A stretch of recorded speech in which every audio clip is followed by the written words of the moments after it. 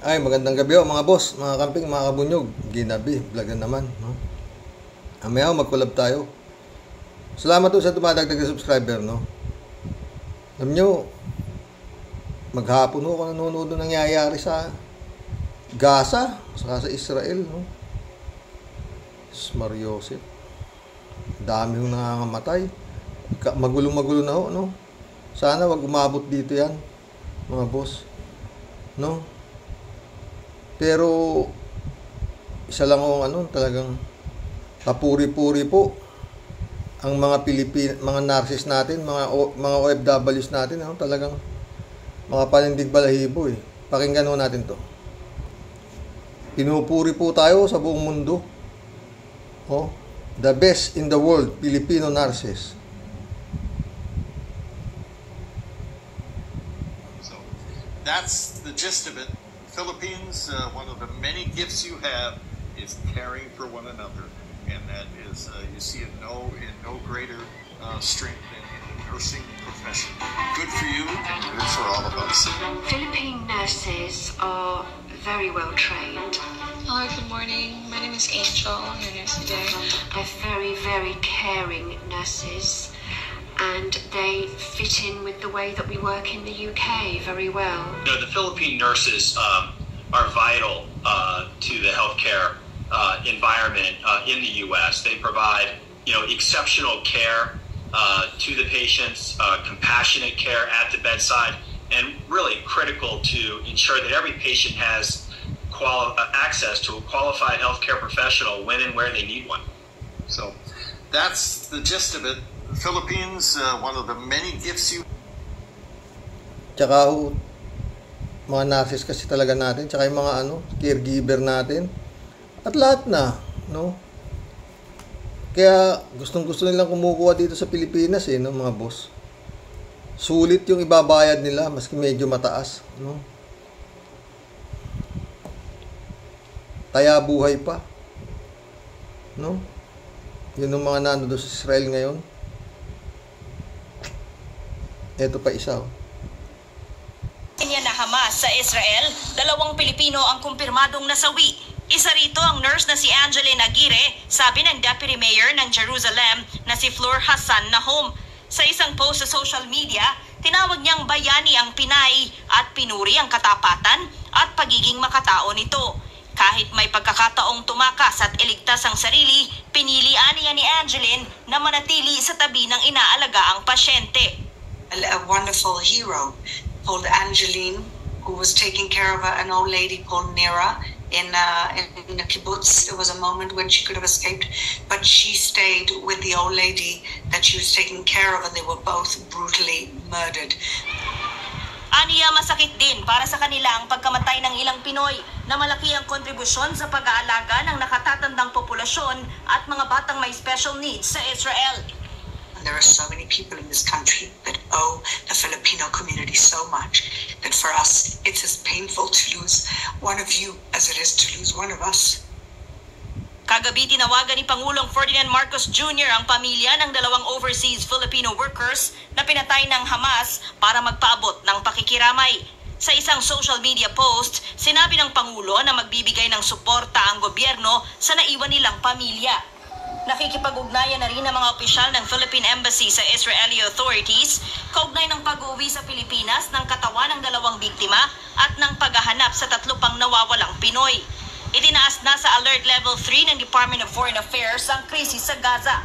Hinihikayat ng gobyerno ang mga Pinoy doon na pag-isipan ng voluntaryong repatriation. Pero ang Israel nananatili sa Alert Level 2 kung saan ipinagbabawal ang bagong deployment ng OFWs. Sabi ni Foreign Affairs Undersecretary Eduardo De Vega, itataas lang ang Alert Level 4 o mandatory repatriation kung malawak. Nakahanda na ang air assets at medical personnel ng Philippine Air Force para sa posibleng repatriation ng mga Pinoy. Pumalo na sa higit 1,200 na Israeli at 1,100 na Palestinian ang namatay sa giyera sa pagitan ng 30,000 pala yung mahigit 3,000 daw yata yung mga Pilipino sa Israel. Tsaka meron yatang 70 sa Gaza, no? kapital buhay, no, mga boss, mga OFW. Wala kung hindi sila aalis dito wala akong mapapala yung mga nurses na yan. Magkano lang sweldo dito, no, mga boss? Ewan ko kung nabayaran na yung mga nagsilbi nun sa front, yung mga front runner ba yun? Frontliner doon sa COVID nun. Wala pa yata Ganda po yan, yung babae na yan, maganda po yan. Oo. Kakakasal lang yata Sa isang post sa social media, tinawag niyang bayani ang Pinay at pinuri ang katapatan at pagiging makatao nito. Kahit may pagkakataong tumakas at iligtas ang sarili, pinili niya ni Angeline na manatili sa yung nga ang iba ayaw pa umuwi Meron ng mga ganyan, maski yung nagkakagera na, pinapauwi na, ayaw. Oo, ayaw nilang umuwi. Gusto na nila na dun, maski na taya na yung buhay. Kasi nga, parang para sa kanila, wala silang uuwian dito Ha? Antakin mo, no? Yung babae na yun, kakasal lang, Angeline. Pwede niyang iwan yung pasyente niya, pero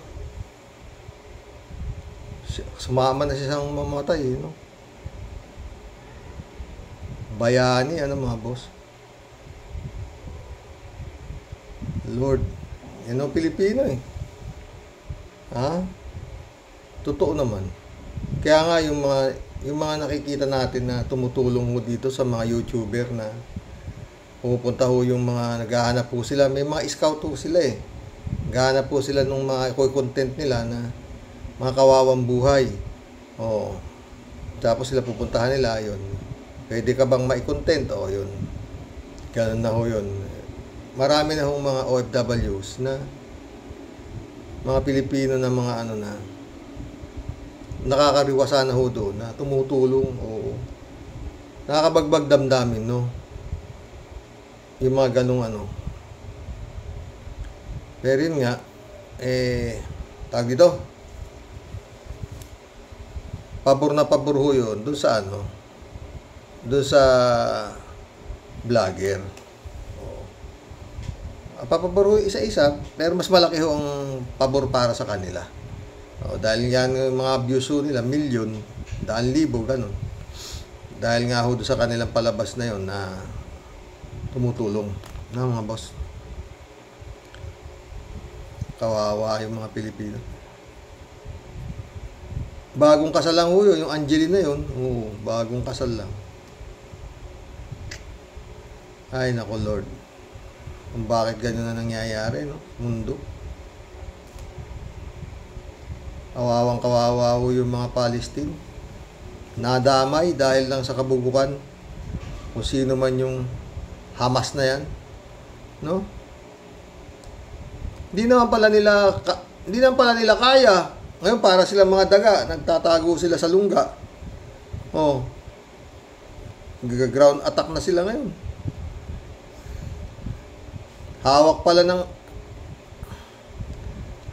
ng Israeli ang kanilang ilaw, tubig. Tinanggalan sila, wala na silang ilaw, wala silang tubig. Wala lahat, walang pagkain. Lord, anong klase yun? Tapos yung mga gunggong na gumawa niya, nandun sa ilalim ng lupa. Nagtatago sila ngayon.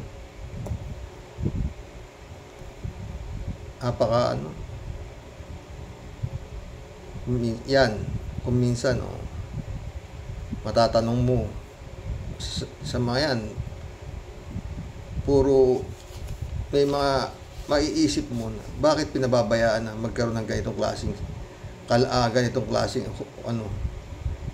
tawag dito, parang kapalaran ng tao, no? Walang kamalay-malay yung mga tao na mamamatay na pala sila.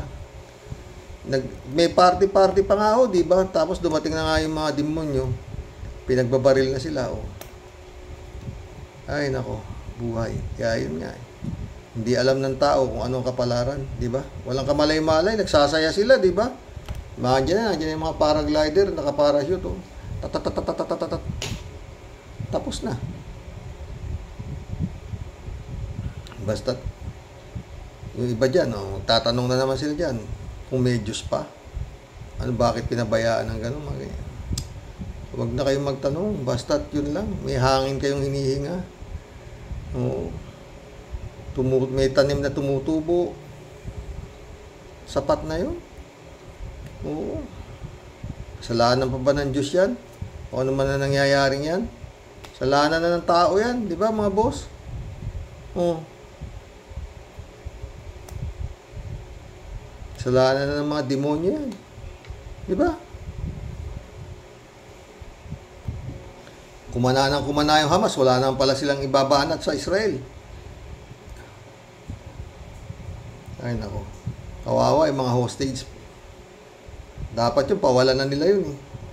Kasi parang bagahe pa sa kanila. Pero yun nga, pinananakot pa nila, napapatayin namin to pagka hindi nyo kami ganun. Shout out, Brother Elias Icho. Kalat ni shout out ah.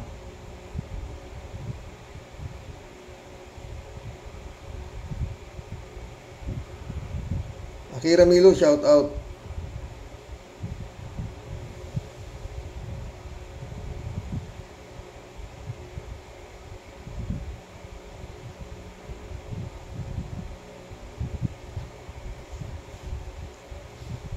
Erwin Varela, shout out. Sabi niya, magnanakaw tandem nina Digongyo Duterte at Sara Kim Duterte. Mag-ama nga eh. Ito yung comment yung kagabi oh. Fernando Ribong, shout out. Xerox, pareho ng baliw yung mag-amang dutae na magnanakaw. Sabi niya, di matanggap ang karma ng hayop na sarang magna. Galit si Fernando Ribong. Raul Villanada, shout out ha, sabi niya.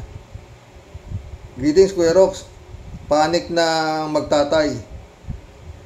Panibagong strategy ng Pandaraya at Smart Magic ang pinag-iisipan nila. Ngayon dahil talagang bagsak sila sa rating. Yan, kakain nila yan. Totoo yan. Ferdinand San Juan, shout out. Good evening po, Karox. Sabi niya, Karox, ayon dyan sa statistic ng mga confidential funds ng mga Duterte na inilabas ni Atty. Enzo, lumalabas na multi-billionaire na sila. Grabe, hindi na sila maghihirap. Wala na. Baka nga lang hindi pa bilyon ng ano, confidential pa pag-uusapan natin eh.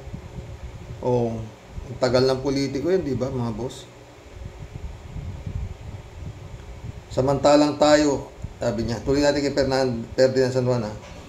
Samantalang tayo ay kamay at braso na lang ang kita sa baon, sa paghihirap, maghanap buhay. Sabi niya, dasal, mahal na Panginoon Diyos, ano na po ba ang nangyayari sa aming bayan? Kayo na po bahala sa amin. God bless po sa lahat ng mga taga-pakinig ng katotohanang vlogger, sabi niya. Basta wag tayong mawawalan ng pananampalataya, mga boss, yun lang yun.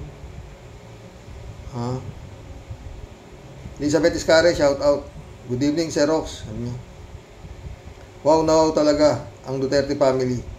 One of the richest family sila sa Pinas. Sa dami ng mga nakurap nila sa pera ng taong bayan. Grabe ang kurakot ng pamilyang ito. Kaya pala ganun na lang ang galit ng Digong na yan kasi nga first time na nabuking sila at may nag-uusisa kung saan nila dinala ang 125 million sa 11 days lang naubos. Kawawang mga Pinoy, palubog na nga tayo naman, payaman naman sila ng payaman. Totoo yan. Elizabeth Iscare ulit. Xerox, halata namang si Sara na yan, tatakbo yan bilang presidente at baka nga binabayaran na niya ngayon pa lang kasi nakita na ng Duterte na yan na si Sara lang ang sikat. Ngayon at patok. Sikat at ngayon ay at patok. Kaya ako, Sir Rox, kung ang Smart Magic din uli ang gagamitin sa susunod na eleksyon, hindi na ako mag-aaksaya pa na bumoto para bumoto. Eh wala naman tayong kalaban-laban dyan. Nasa Smart Magic na yan. Dyan sa Smart Magic na yan, di ba, Sir Rox? Wala talagang laban.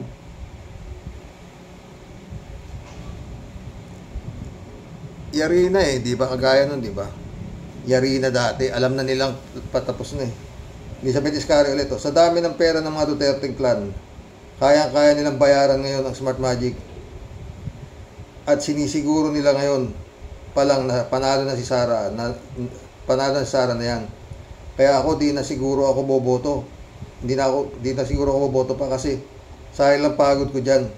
Na alam naman natin, di nila mabibilang boto ko. Totoo, pares tayo. Basta yan pa rin ang component niyan, ha. Yan pa rin ang Comelec at Smart Magic pa rin, eh wag na. Wala.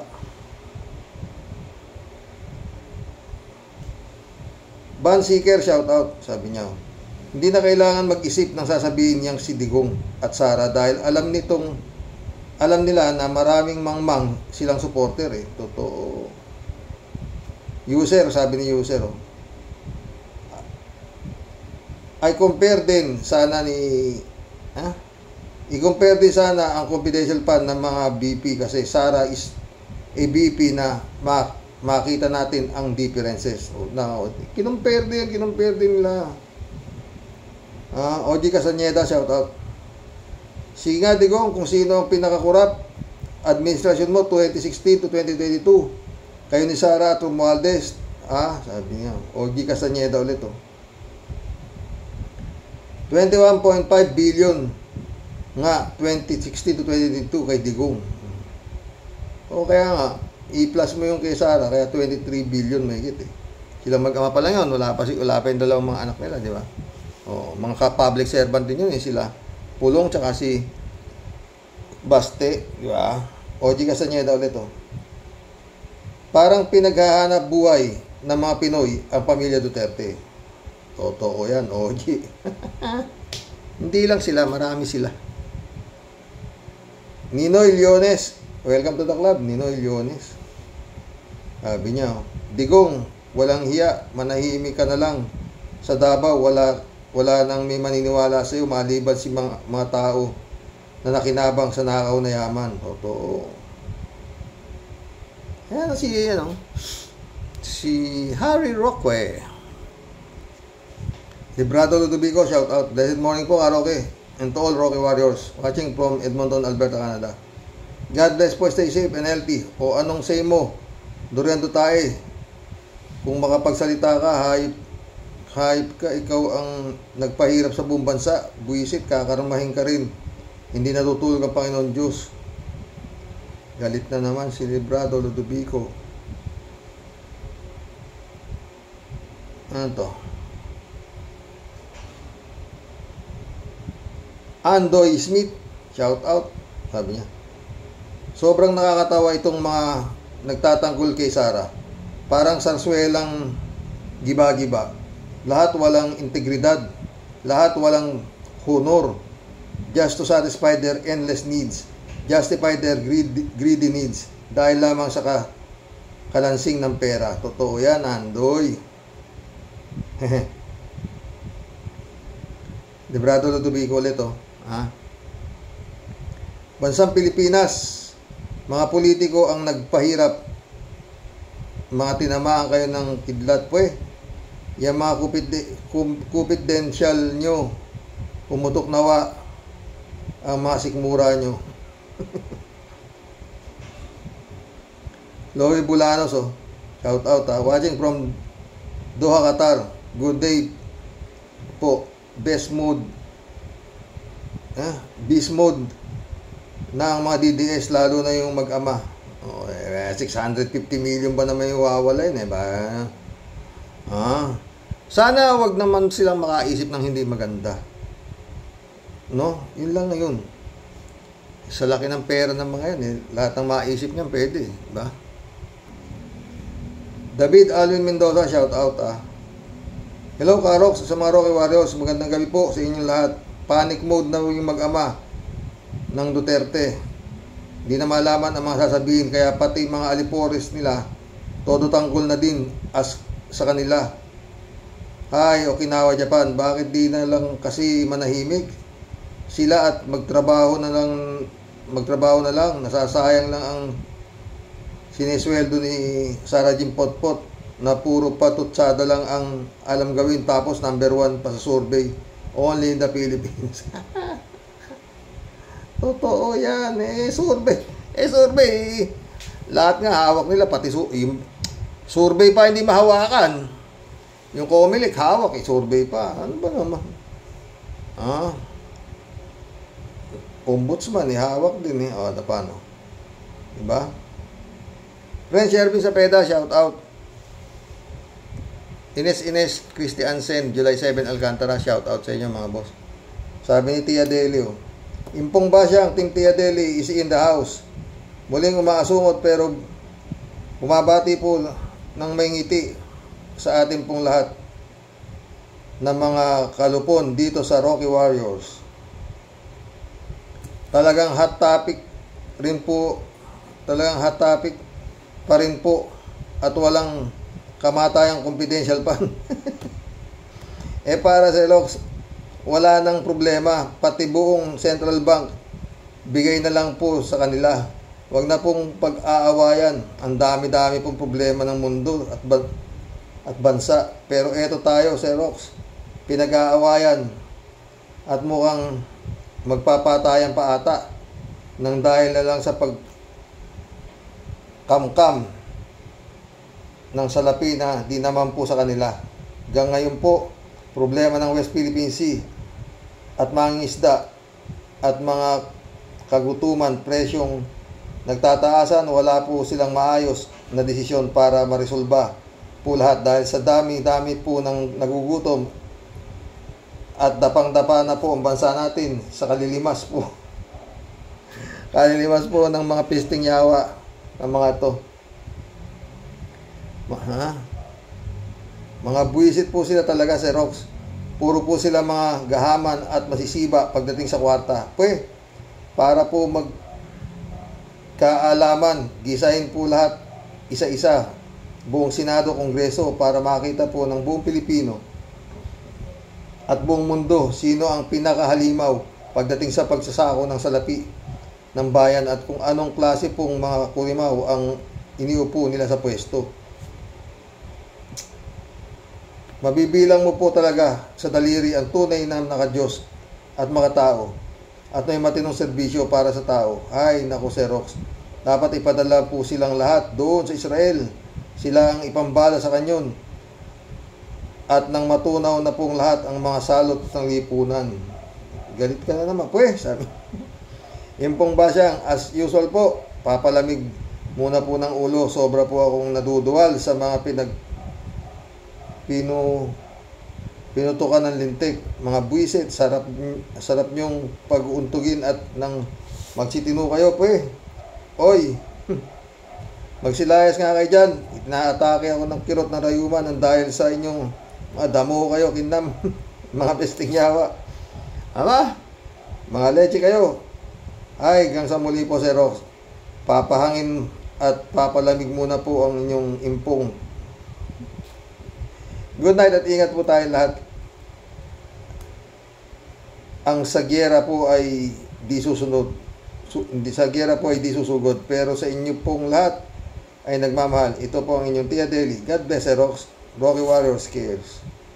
God bless, Tia Deli.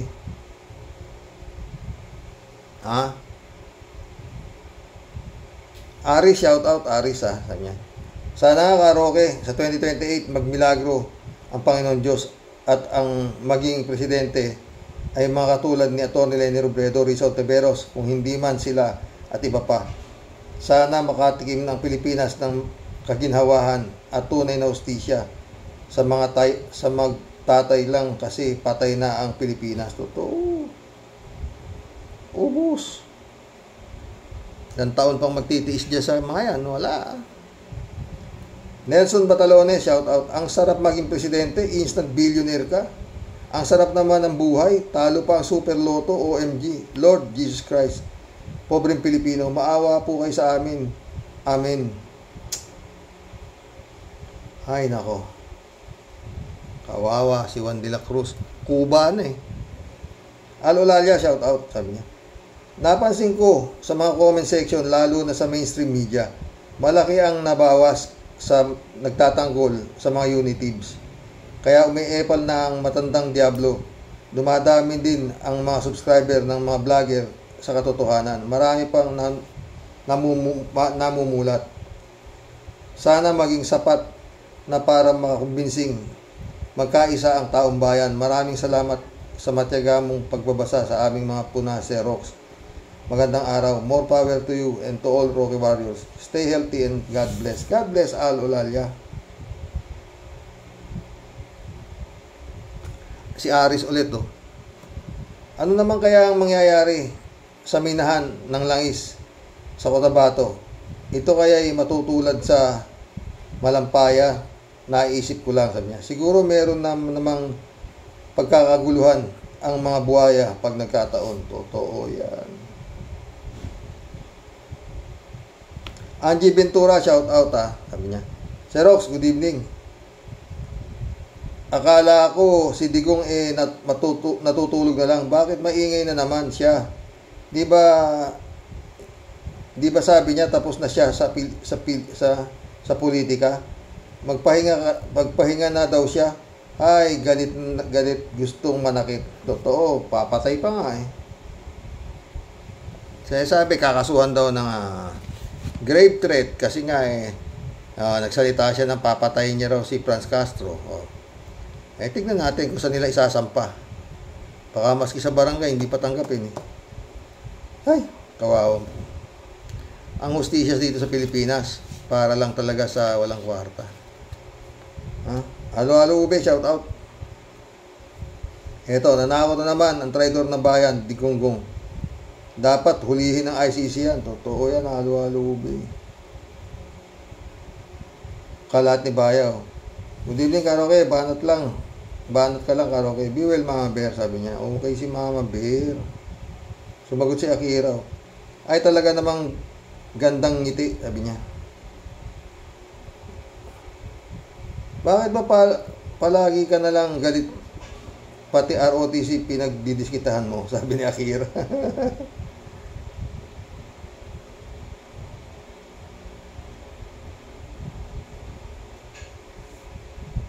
Ikaw rin, ang sarap ng ngiti, sabi niya. Kalat ni ulit oh. So ikaw ba ay sang-ayon sa balik ng ROTC? At sa pakiwari mo ba ay may pakinabang o may kabuluhan ng ROTC sa panahong ito? May mapapala ba tayo o makakatulong ba ang ROTC na ito sa pag-unlad ng bayang Pilipinas? O, di ba? May ewan ko ba sa kanila?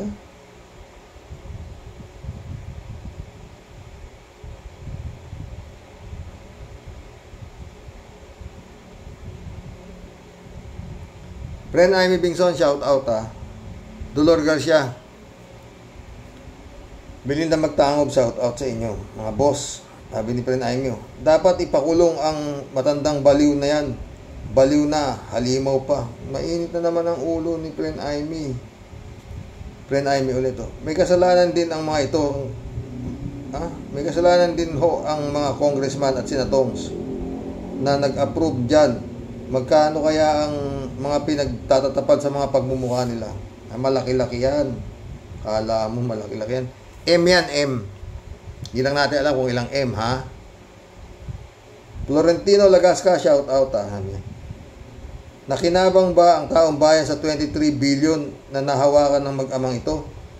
Naramdaman ba natin? Baka sila lang. Wala, ano kayo, siniswerte? Magpresidente kayo,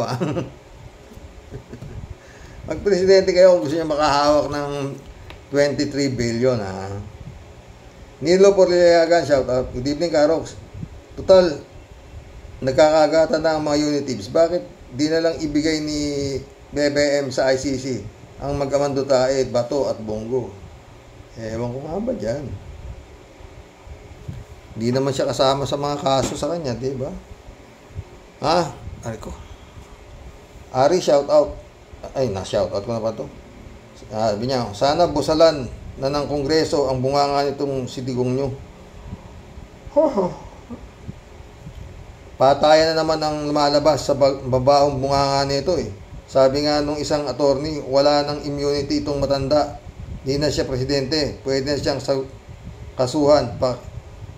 Pakisuyo lang, Senator Risa. Pwede bang pagtatadyakan mo na ang mga hinduropot mong mga kasamahan sa Kongreso? Senado tulog pa ang mga taba, walang inaabangan kundi confidential fund, mga batugan. May ulo ni Aris. Sabi niya, Akira, magandang umaga po dyan sa inyo, Mr. Totoo lang, sabi niya.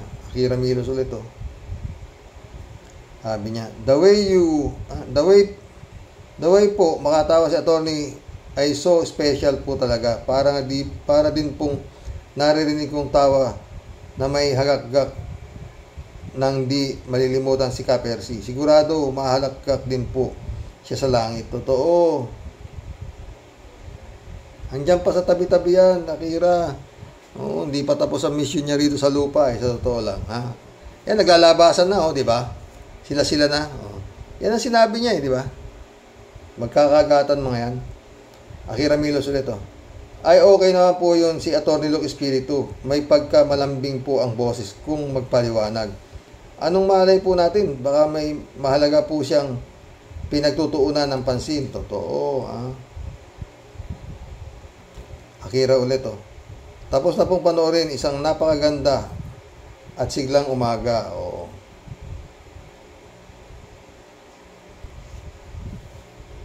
Jerry Lagniton. Welcome to the club, Jerry Lagniton. Mandarambong. Napagtanto na tayo. Kapit tukup sa kapangyarihan. Sabi niya.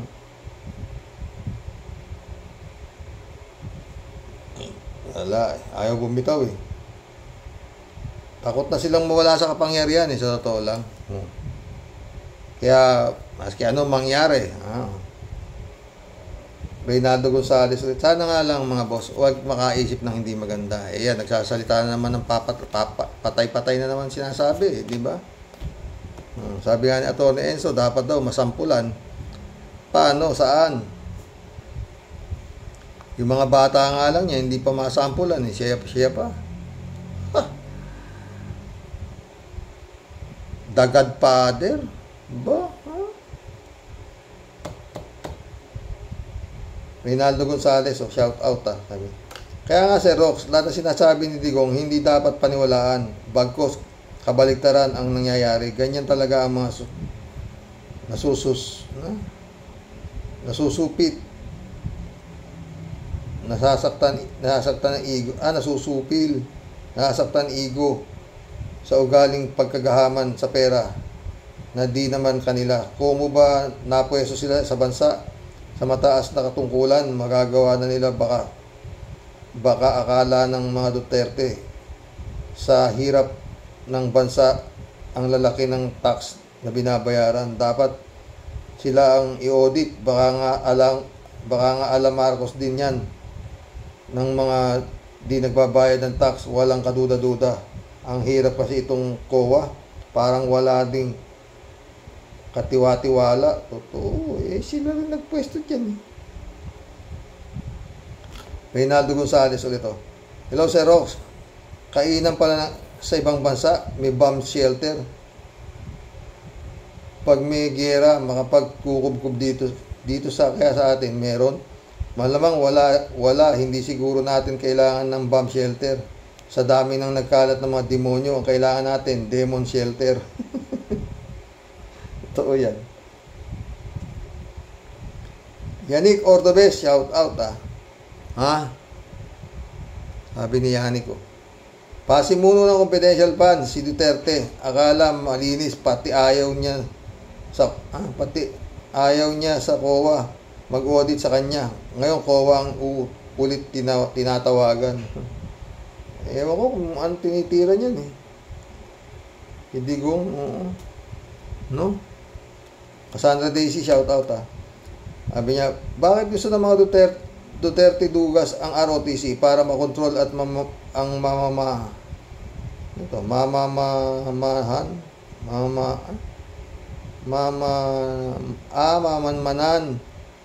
makontrol at mamanmanan ang mga kabataang mandatory sa pilitan. Pag may isang mabaliw o mamatay o ma-injure ng kabataan dahil sa ROTC nila, bitahin ng pamilya niyan, failure yan.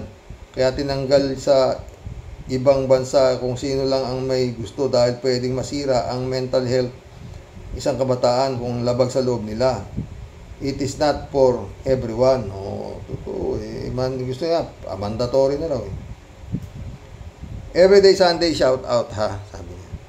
Magnanakaw na politician, galit sa kapwa magnanakaw na politician. Sa gobyerno natin, sinungaling na sobra si Digong, na aminado siya na hindi niya kaya humawak ng posisyon na presidente, kaya nananakot ng mga tao, mga mayor, gobernador, dahil maraming napatay din mga mayor at iba pa.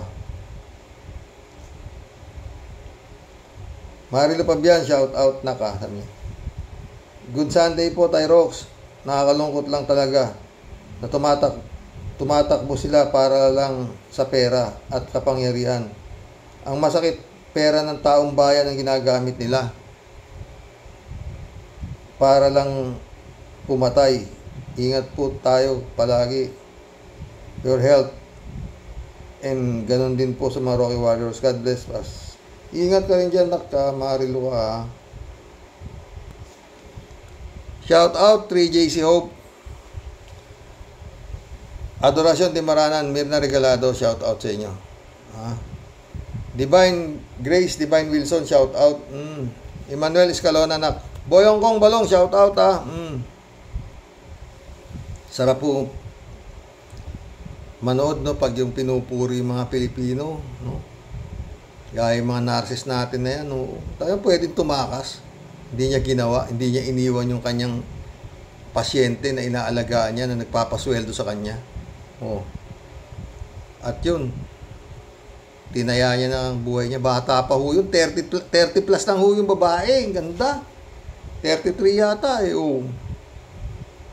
Pwede siyang tumakas, di ba? Sabi nung mga pinupuri sa kanya. Yan no ang Pilipino. Kaya lang yun nga. Matino po Pilipino eh.